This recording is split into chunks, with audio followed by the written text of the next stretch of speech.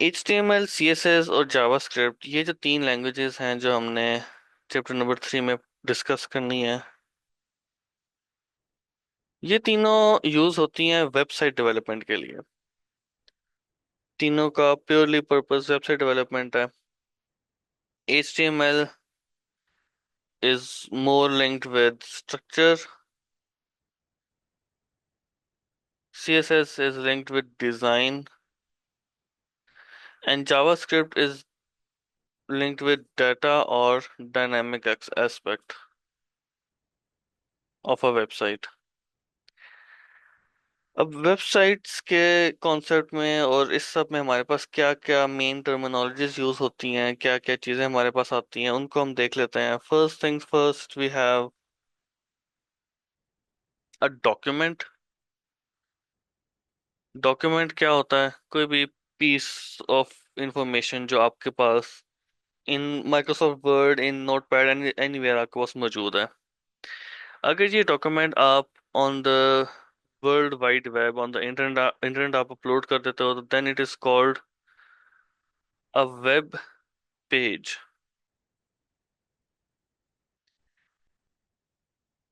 Once there are a couple of web pages uploaded, and if they all are interlinked somehow, चाहे वो based on the author, be it based on this category they represent, on the topic they represent, अगर ये एक ही collection को represent कर रहे हैं तो उस कलेक्शन को हम कहते हैं वेबसाइट।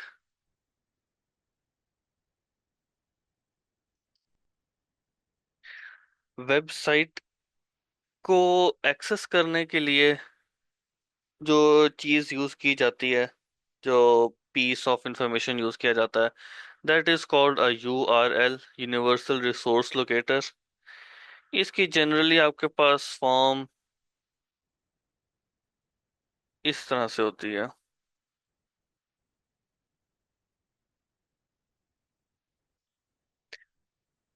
www.apms.com.pk। अब इसमें www पहला पार्ट है, ये रिप्रेजेंट कर रहा है कि this is on the World Wide web, this is on on wide area network। APMS is the name of this website. It is a unique identifier. .com means it is communicating something. It is used for communication of some sort. .pk means it is located in Pakistan। अब next चीज हमारे पास आती है इस URL तक पहुंचना। हम URL तक कैसे पहुंचते हैं? यूआरएल को ओपन करने के लिए जो सॉफ्टवेयर यूज होता है, that is called a web browser. इसकी आपके पास जो मेन एग्जांपल्स आ जाती हैं, Chrome, Edge, safari,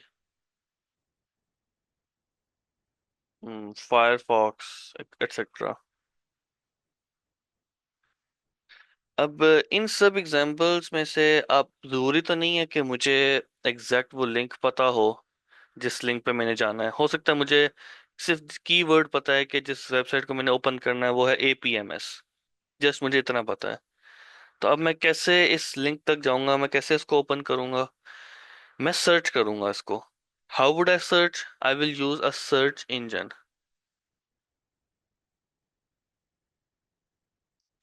search engine में हमारे पास जो मेन कैटेगरीज आती हैं, one is Google, the other one is being, there used to be a couple more like Yahoo search and more, but those are not that commonly used anymore। अब search engine किस basis पे आपको search करके दे रहा है response? Based on keywords. Keywords क्या हैं? APMS, AIS, APS, LMS, इस तरह के कुछ वर्ड्स होंगे जो कि उस वेबसाइट के साथ अटैच्ड होंगे। उनकी बेसिस पे वो आपको सर्च करके आपका रिजल्ट प्रोवाइड करेगा। Now when you search for a website or you open the link of that website, तो जो फर्स्ट पेज आपके पास ओपन होता है, जो वेलकम पेज आपके पास ओपन होता है, that is called home page. What do we find in a home page?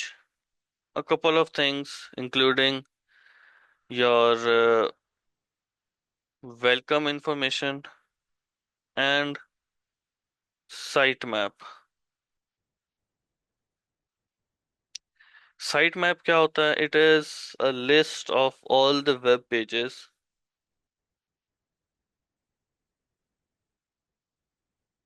which will be accessed through that specific website. अब नेक्स्ट जो हमारे पास कॉन्सेप्ट है वो ये है कि ये जो हमने वेब पेजेस और वेबसाइट्स की बात की, इन वेबसाइट्स को बनाना, इनको डेवलप करना, इस प्रोसेस को हम क्या कहते हैं? बल्कि एक चीज और, एक हमारे पास और चीज आती है विच इज वेब एप्लीकेशंस. पहले हम उसको डिस्कस कर लेते हैं. हमने फिलहाल वेब पेजेस की बात की विच आर डॉक्यूमेंट्स, लेकिन जरूरी नहीं है कि जस्ट डॉक्यूमेंट्स हो सकता है कि इसके अंदर कोई डायनामिक एस्पेक्ट भी एग्जिस्ट करता हो. डायनामिक एस्पेक्ट कैसे एग्जिस्ट करता होगा? बेस्ड ऑन योर इनपुट्स कोई स्पेसिफिक आउटपुट आ रहा होगा, based on some trigger mechanism कोई आपको आउटपुट मिलता है. तो ये चीज हमारे पास डेस्कटॉप एप्स में तो एग्जिस्ट करती है, लेकिन अगर आप उसी डेस्कटॉप की एप्लीकेशन को ऑनलाइन वेबसाइट के अंदर इंटरफेस उसका बिल्ड कर दो, तो that would be referred to as a web application और सिंपली अ वेब ऐप. इसके आपके पास कॉमन एग्जांपल्स आ जाती हैं, फेसबुक. इसी तरह से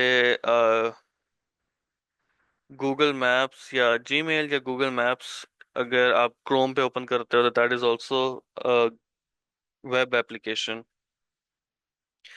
अब इन वेब एप्लीकेशंस को, इन वेबसाइट्स को, इन सब चीज़ों को बनाना, इनको डेवलप करना, that is called website development.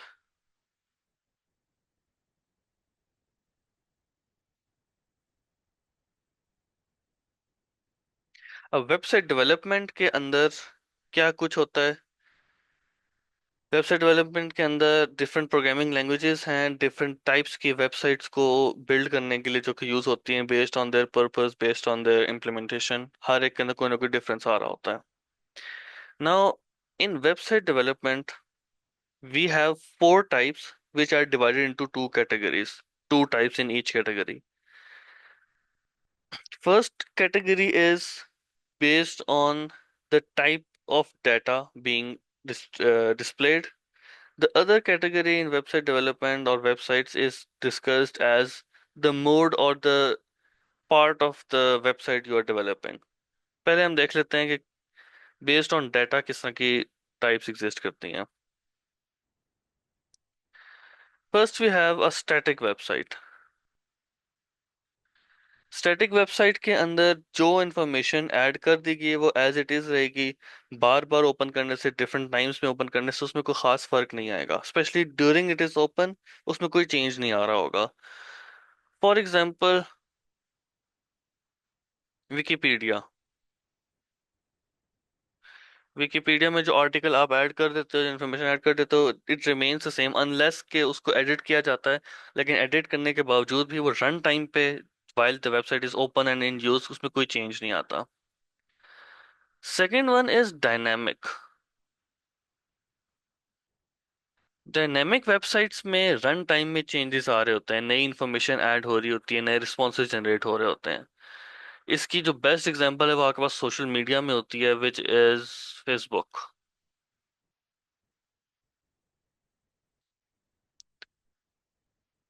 Now the programming languages we discussed earlier. चलें इस प्रोग्रामिंग लैंग्वेजेस की तरफ भी बाद में आते हैं, हम दो और कैटेगरीज डिस्कस कर लेते हैं पहले. The other two categories are based on development of the website. First one is front end.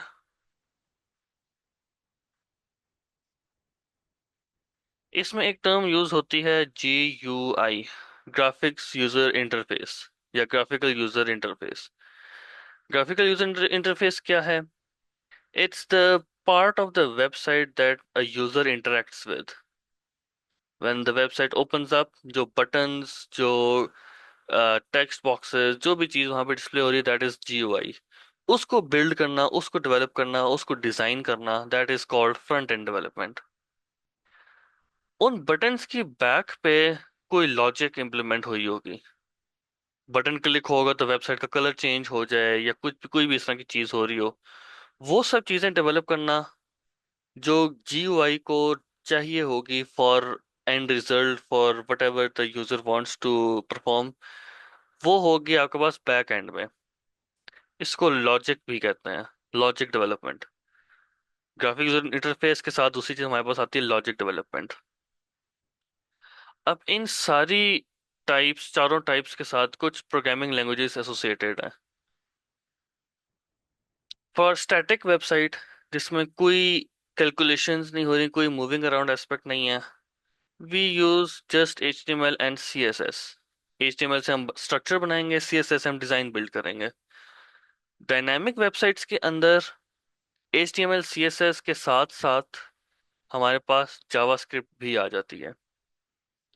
One of the languages that is used is also JavaScript. Front end development में HTML and CSS. For back end development, we use JavaScript. Not both. Back and में या all three नहीं, back and में just JavaScript आती है हमारे पास, front end में HTML and CSS आती है। अब इसके अलावा भी कुछ लैंग्वेजेस एग्जिस्ट करती हैं जो कि वेबसाइट डेवलपमेंट में यूज होती हैं। The way website development works is, you will always find HTML, CSS, and most of the time JavaScript in any website। कोई भी वेबसाइट हो उसमें ये चीज़ें आपको लाजमी मिलेंगी। इसके बाद फिर कुछ और लैंग्वेजेस भी हम यूज कर रहे होते हैं। फॉर एग्जांपल पाइथन का यूज बहुत कॉमन है अब वेबसाइट्स के अंदर। इसके अलावा अगर आपकी जो वेबसाइट है वो यूजर से डाटा गैदर कर रही है, उससे रिलेटेड है, तो उसमें ASP एंड .NET का यूज होता है। PHP भी का भी यूज होता है अगर वो डाटा गेट करिए किसी सर्वर से, जैसे PHP का यूज भी होगा। तो ये हमारे पास एक बेसिक इंट्रोडक्शन आ जाता है डेवलपमेंट और वेबसाइट डेवलपमेंट और overall how this all website related things work. There is another thing that needs to be understood, that is how do we develop all this? How do we work on this? How do we encode everything that is mentioned here? उसमें हमारे पास कुछ softwares हैं। अब it's not just called an any software, it has a specific term which is IDE, Integrated Development Environment। IDE एक ऐसा software होता है जो हमें मल्टीपल चीजें प्रोवाइड कर रहा है। हमने प्रीवियसली देखा था कि कंपाइलर, इंटरप्रेटर होगा, लिंकर, लोडर, ये कुछ टर्म्स हमने देखी थी, that is part of IDE। IDE क्या कर रहा है हमारे पास? हमें इंटरफेस प्रोवाइड कर रहा है, हमें एक टेक्स्ट एडिटर देगा। सबसे पहली चीज हमने देखा वो होगा टेक्स्ट एडिटर, जिसके अंदर हम अपना कोड लिखेंगे। फिर वो कंपाइलिंग वगैरह का काम करेगा, फिर उसमें डिबगिंग का काम भी करेगा, एरर्स फाइंड करने का काम भी करेगा। तो HTML, CSS, जावास्क्रिप्ट, इसकी डेवलपमेंट के लिए जो कॉमनली यूज्ड IDE है वो है visual studio code. This software I am recommending you कि आप इसको अपने पास घरों में इंस्टॉल करें। अब विजुअल स्टूडियो कोड जो है, it requires some resources. It is a bit heavy on the resource side, a little bit, not too much heavy, but it's still a bit heavy. तो HTML, CSS, JavaScript को code करने के लिए एक इंतहाई light weight और इंतहाई simple, so not, I wouldn't call it an IDE, it's just a piece of software, that is Notepad। इसमें कोई आपके पास कंपाइलिंग या कोई इस तरह का काम नहीं हो रहा होता, कुछ भी नहीं हो रहा होता, note pad just text editor के तौर पे होता है। नोट पैड के साथ आपका ब्राउजर भी होगा जो कि एज कंपाइलर काम कर रहा होगा। तो अब ये आपके पास एक ओवरव्यू आ जाता है कंप्लीट प्रोग्रामिंग फंडामेंटल्स का। अब आपको एक ब्रीफ ओवरव्यू भी दे देता हूँ VS कोड का। Let me see if I have it. Okay, yes I do. Once you open VS code, it's usually not like this. एक ब्लैंक पेज आपके सामने आता है। Let's get okay.